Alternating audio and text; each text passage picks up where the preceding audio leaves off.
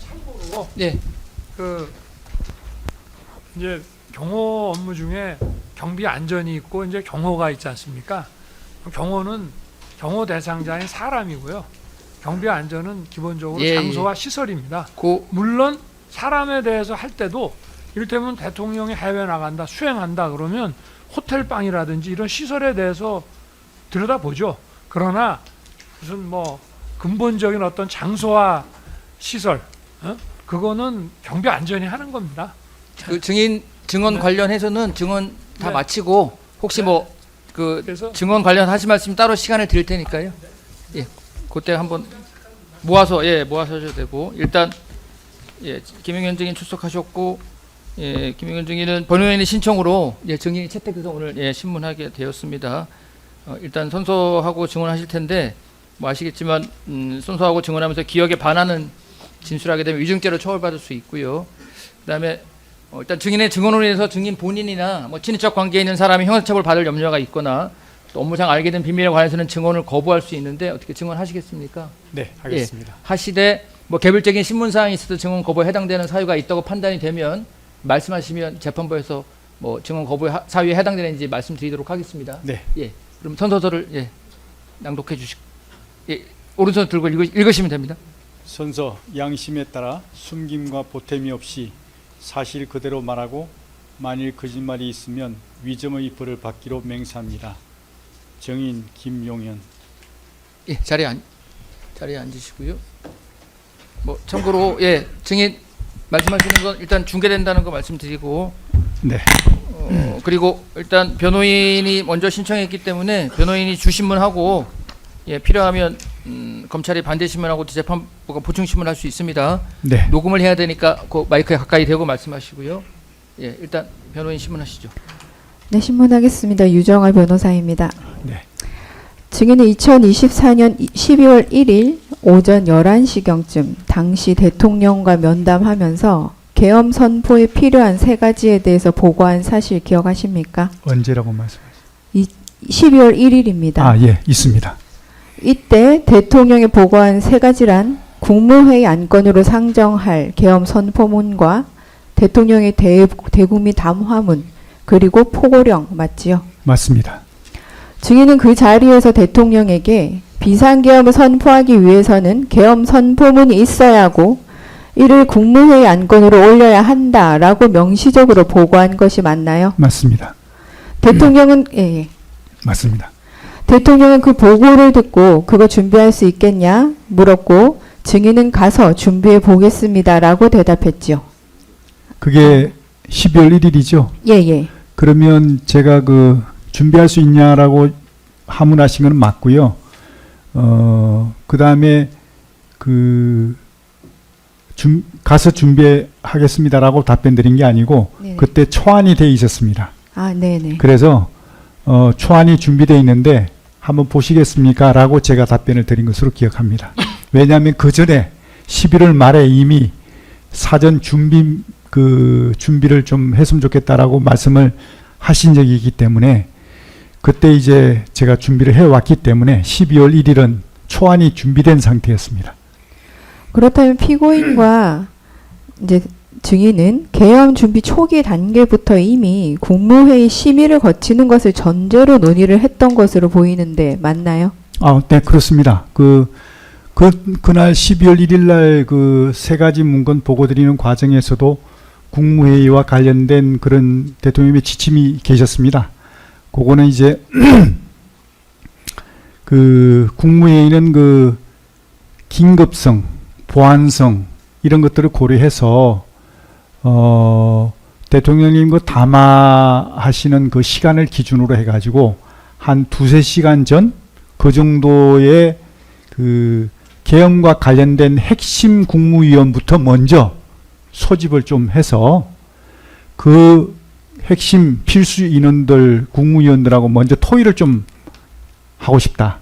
그래서 논의를 먼저 하시고 그 논의가 끝날 때 마무리될 때쯤 돼서 기타 추가적인 국무위원들 소집을 좀 하고 가능한 인원들 소집을 해서 정족수가 채워지면 바로 국무회의를 진행했으면 좋겠다.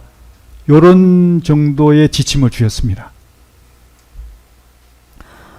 그러면 증인께서는 대통령이 계엄 선포를 위해서는 국무회의 심의를 거쳐야 한다는 점을 이미 정확하게 알고 있었다라고 보고 계시겠네요, 지금. 대통령께서요? 예. 맞습니다. 그러면 한덕수 전 총리가 마치 자신의 건의로 국무회의 심의가 이루어진 것처럼 주장하는 것에 대해서는 어떻게 생각하십니까?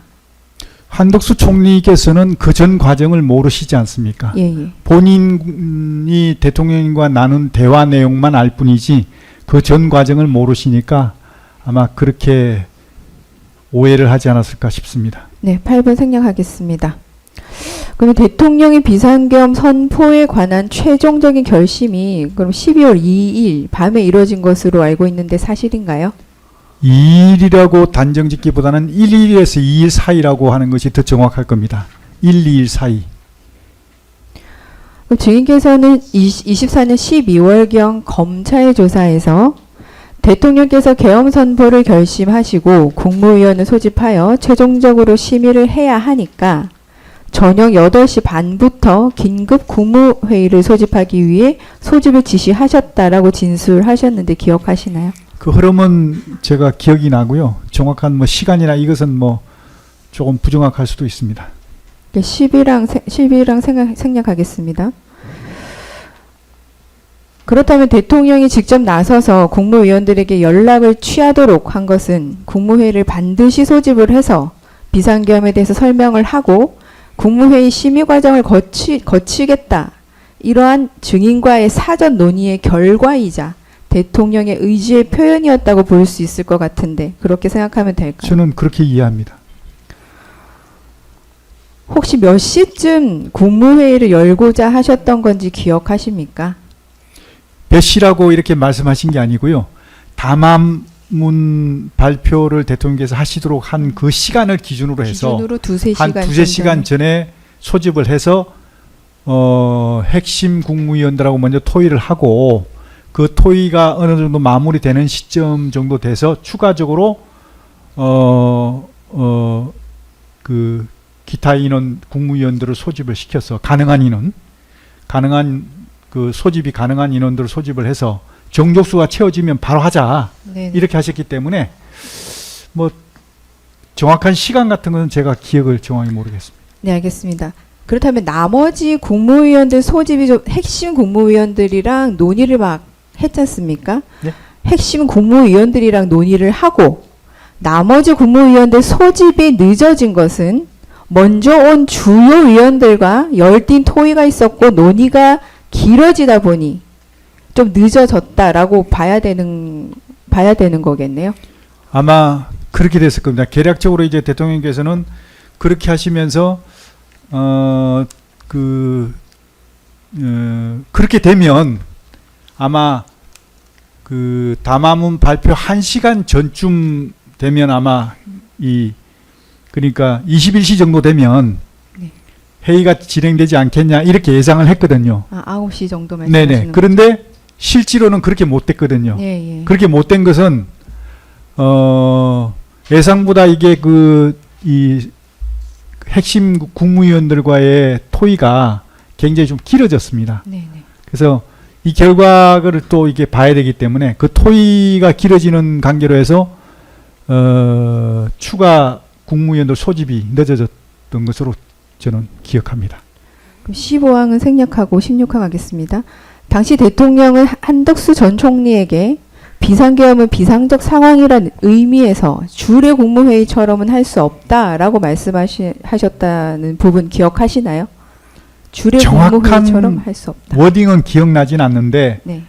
대통령께서 한덕수 총리님하고 대화하는 과정에서 이거는 어떤 보안이라든지 어떤 긴급성 이런 것을 고려해서 지금까지 해왔던 그런 국무회의와 같은 방식으로는 안 되지 않겠냐라는 말씀의 취지는 하셨습니다. 그건 들었습니다. 그렇다.